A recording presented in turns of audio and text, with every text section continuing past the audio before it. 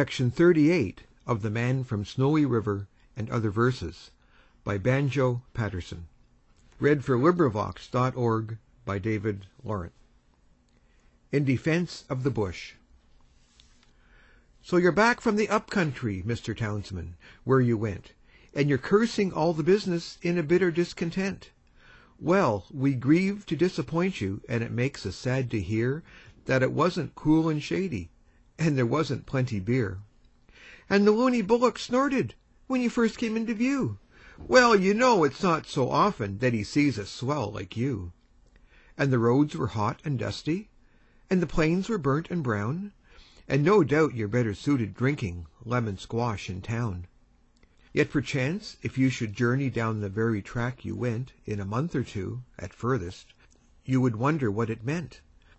Where the sun-baked earth was gasping like a creature in its pain, you would find the grasses waving like a field of summer grain. And the miles of thirsty gutters, blocked with sand and choked with mud, you would find them muddy rivers with a turbid, sleeping flood. For the rain and drought and sunshine make no changes in the street, in the sullen line of buildings and the ceaseless tramp of feet. But the bush hath moods and changes as the seasons rise and fall, and the men who know the bushland, they're loyal through it all. But you found the bush was dismal, and a land of no delight.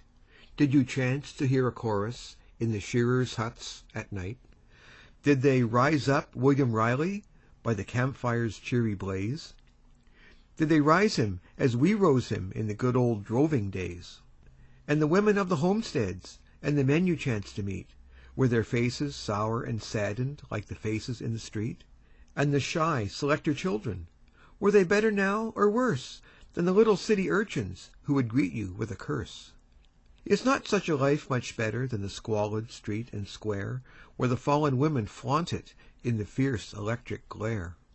Where the seamstress plies her sewing till her eyes are sore and red in a filthy, dirty attic, toiling on for daily bread?